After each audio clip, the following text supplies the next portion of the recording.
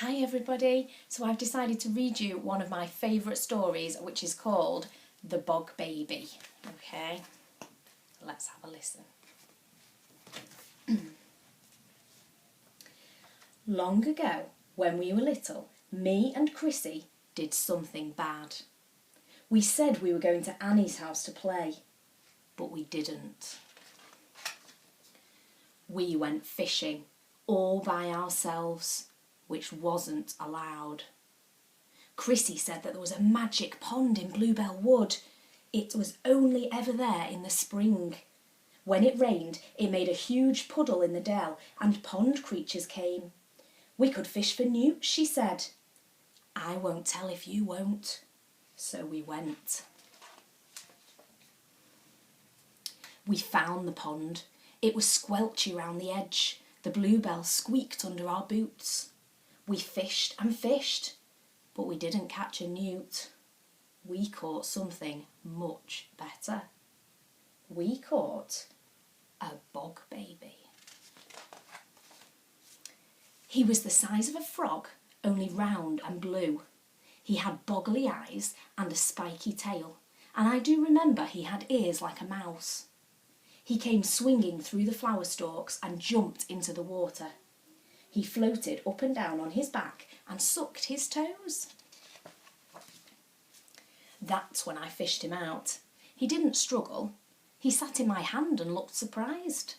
He was as soft as jelly, like he had no bones. When we stroked him, he flapped his wings. They were no bigger than daisy petals. They seemed too small for him to fly. Chrissy said he might be able to fly if we blew on his wings. We blew and blew,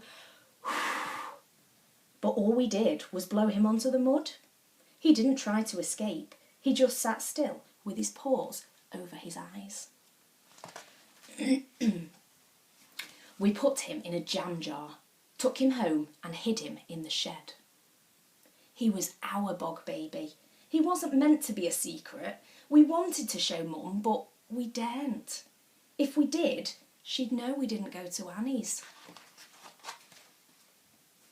We made our bog baby a beautiful home in a bucket. Gravel, shells, clean water. Whenever he saw us, he jumped up and down. We picked him up and played with him. He was very ticklish. We fed him on cake crumbs. We loved our bog baby. Our friends loved him too. We sneaked him into school in a margarine tub. When the teacher wasn't looking, he played in the sandpit and the water tray. In the afternoon, he slept in his tub on a piece of damp cotton wool. Chrissy made him a collar and a lead, and we took him for walks in the field. Once a crow nearly ate him, but we scared it away just in time. We took great care of our bog baby. At least, we tried, but he got sick. He didn't jump up and down anymore. He went pale and his wings drooped. He wouldn't touch his cake crumbs. We gave him all sorts, but he spat them out.